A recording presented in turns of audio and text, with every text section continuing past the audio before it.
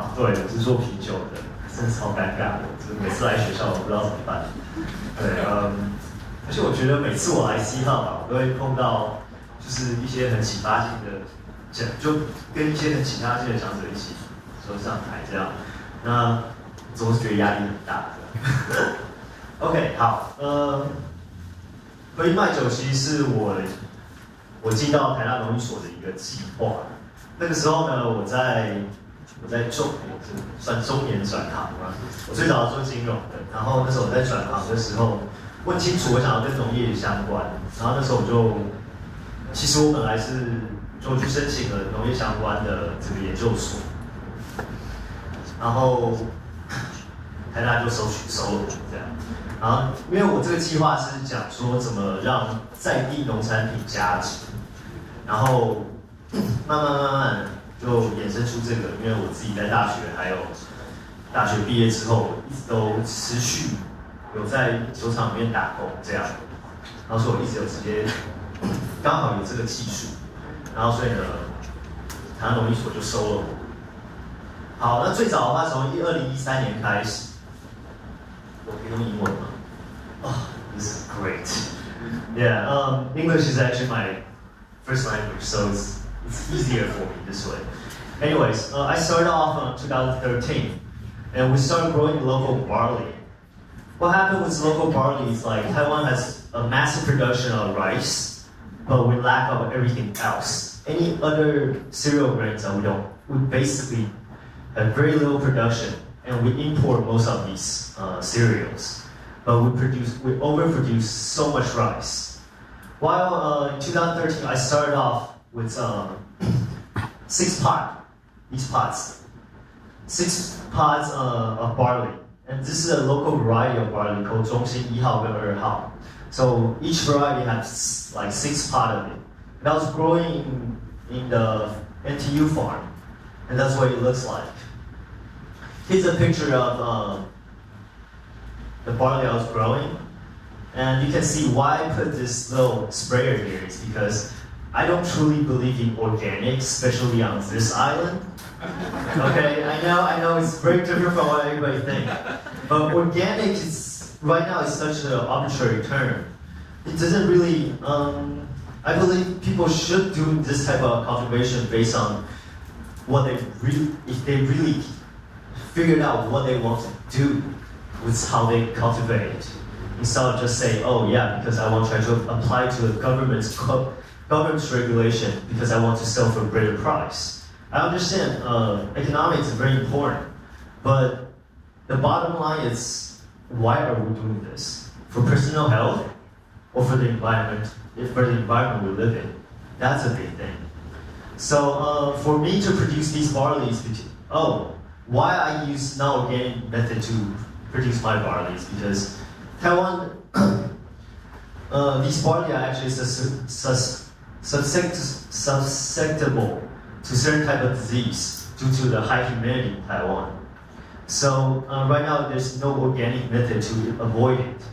So to me, food safety is actually more important than your environment or to the human health, and to human health. Wait, human health is actually more important to me than the environment, or just try to follow the government regulation. So I took these barley. I didn't just grow in the farm in NTU. I also took it to the East Coast. Taiwan used to have barley production up north from Taoyuan all the way down to Tainan Xuejia. So there's actually a huge region that actually we can grow temporary weather crops, but we're just not doing it. So I took my barley all the way to Taichung to just test cultivating it, see if we can have a production in a cleaner environment and see if it will actually grow. So to me, why am I doing this? I think passing down that legacy is actually more important to me than brewing that beer. Back in the days, like 30 years ago, Taiwan used to have wheat production, barley production. But what happened in the past 20 years? The last research paper that's focusing on barley was 1988. after that it's nothing. Why there's nothing? Because the foreign imports.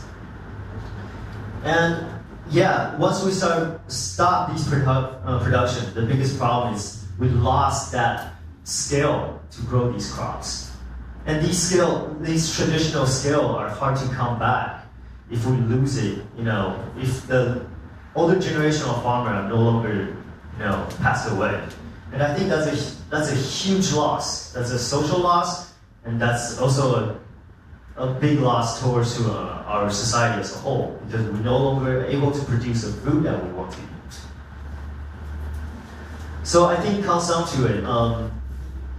Every organization, every corporation, every business should define their definition of success. So for me, Houyi's definition of success is like, how are we going to change the lack of biodiversity in farm, in our environment, and the problem with monoculture. So I think a lot of companies today are actually more focused on biodiversity and environmental consciousness. That's definitely a good thing. Look, this is actually a picture we took last year. Technically this year. Earlier this year, when we were about to harvest the barley we grow. This is the 4th year. I started off with the 6 pot that you saw earlier. And this is actually what we have today, this year. Hopefully next year we can produce our beer out of the barley that we grow in Taiwan. And this is the corn that we grow in Taichung. Have anybody been to a farm like anywhere else? Have you guys seen maize production, corn production? If you go to, from my personal experience, I saw in Illinois, United States, all the corns that actually grow from, they actually have GMO seeds, so they grow a lot of GMO, and they use what we call the F1 generation. So all the corns actually look exactly the same. So you will never get these, see some of the corn are taller, some of the corn are shorter here. You'll never see that, like in commercial production. Because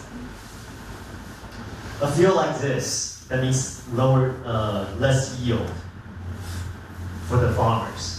But how are we going to, I think the biggest problem is how we can install this biodiversity while we can still provide adequate income for the farmers, for the producer that are producing these corn. So this is the heirloom corn that we use. And we want to use this beer. And why we choose beer is because craft beer actually can create that cushion in terms of price. Because the higher profit margin, so we can actually create that that cushion in terms of monetary income to subsidize all these corn production for our farmers.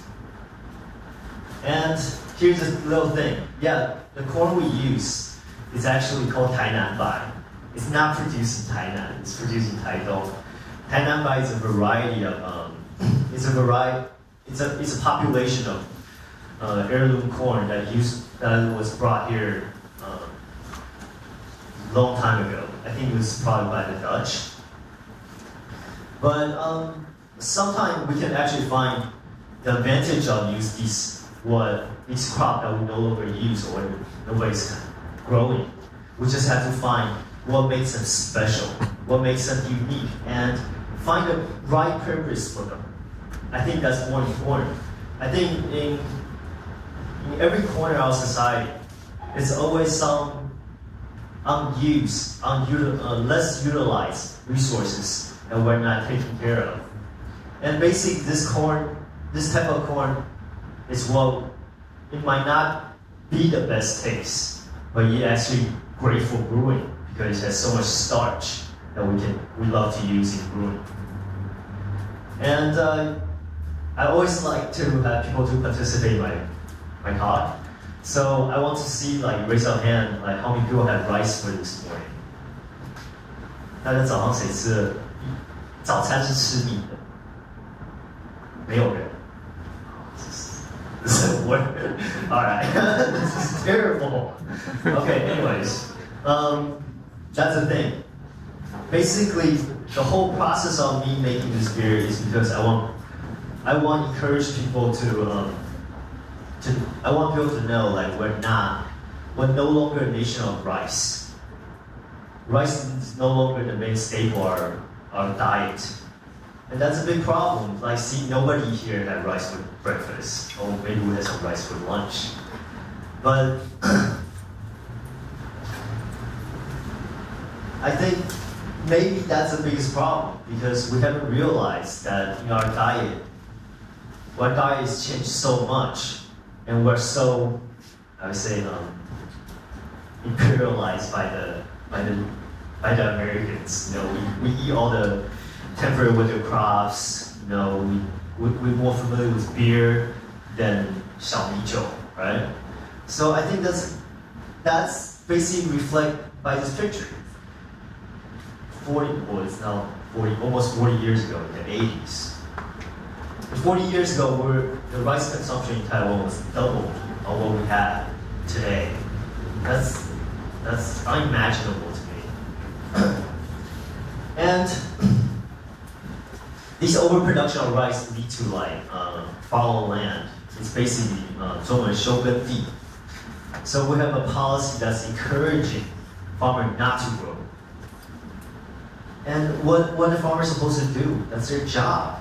I want to be a farmer. If I become a farmer and the government tell me, oh, sorry, Robert, you shouldn't be growing, then what are my value? How am I going to look at myself every day? And that really linked up to the talk we just had. Like, we have to prevent value, not just economically, but psychologically, and in terms of overall public health. And to me, I feel farms need the same, they need the same thing. So how I see it is our action is shaping the future. I think it was last week, the founder of Facebook, Mark Zuckerberg, he had a talk in a university graduation scenario, and he was mentioning he believes everybody is actually they all come from they all hope for a better environment, hope for a better future. And we are all working towards that goal in our own way. It doesn't matter where it is. So the bottom line is maybe, I don't know what I'm doing is right or wrong, but I think the bottom line is at least I'm trying. And I encourage everybody to do that. And, where's my quote? Oh, here's my quote. All right. I'm personally a big fan of Rudolph. And this is in one of his top YouTube video. He was actually quoting Gandhi. He said, the plant can provide for human needs, but not for human greed. I really agree. Maybe sometimes we're just too greedy for the wrong thing. So hopefully, everybody can be less greedy and focus on what we really need, right? Okay, thank you, and have a good day.